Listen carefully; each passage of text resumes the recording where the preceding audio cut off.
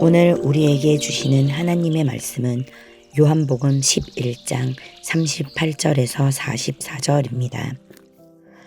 이에 예수께서 다시 속으로 비통히 여기시며 무덤에 가시니 무덤이 굴이라 돌로 막았거늘 예수께서 이르시되 돌을 옮겨 놓으라 하시니 그 죽은 자의 누이 마르다가 이르되 주여 죽은 지가 나흘이 되었음에 벌써 냄새가 나나이다.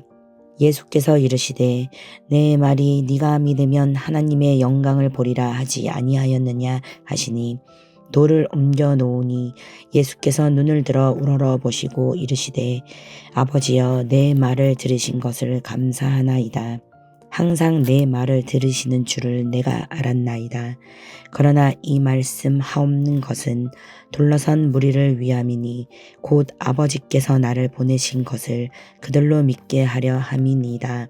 이 말씀을 하시고 큰 소리로 나사로야 나오라 부르시니 죽은 자가 수족을 배로 동인 채로 나오는데 그 얼굴은 수건에 쌓였더라. 예수께서 이르시되 풀어 놓아 다니게 하라 하시니라. 아멘.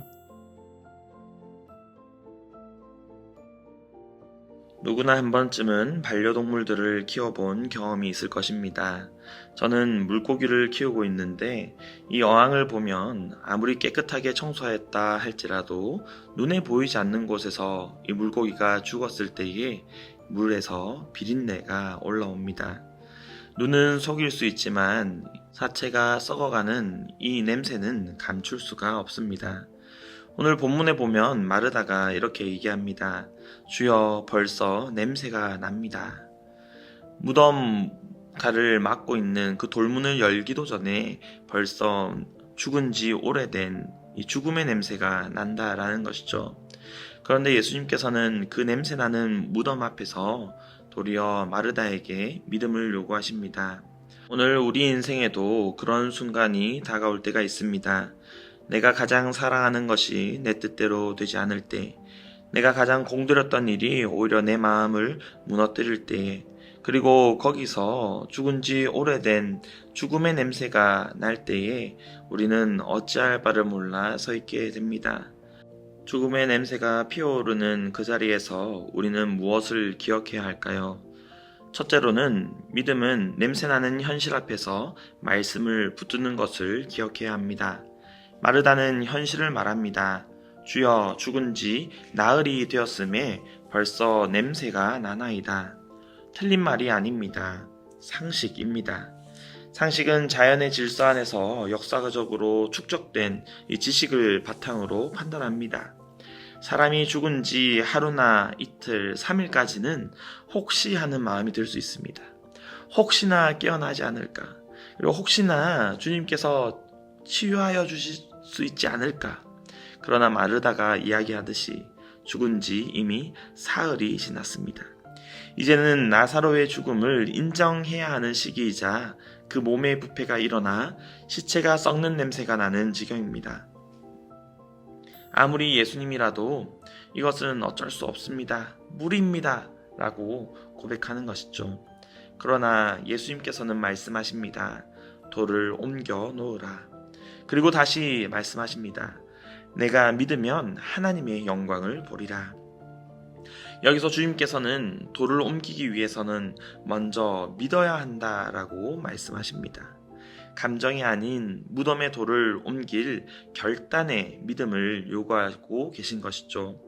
믿음은 현실을 부정하는 것이 아니라 현실보다 하나님의 말씀을 더 신뢰하는 선택입니다.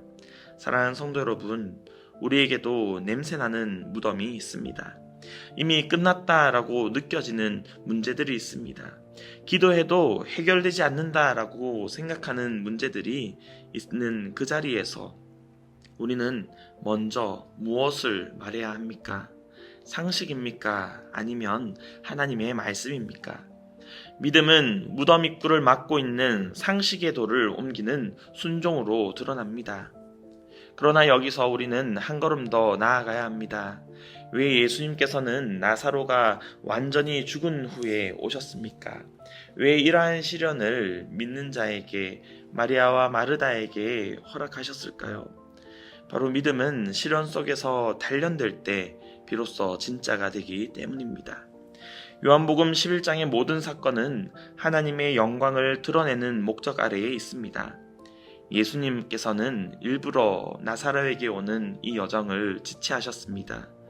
왜냐하면 죽음이 확정된 그 자리에서만 하나님의 영광이 가장 선명히 드러나기 때문입니다. 마르다 또한 부활에 대해서 알고 있었습니다. 그러나 그녀가 마주한 무덤 앞에서 흔들리고 말았습니다. 믿음은 시험을 통과해야 지식이 아니라 내 삶을 바꾸는 참된 믿음이 됩니다. 41절의 예수님의 기도를 보십시오. 아버지여, 내 말을 들으신 것을 감사하나이다. 예수님께서는 기적을 구하지 않으십니다. 이미 확신된 일에 대해서 감사를 드립니다.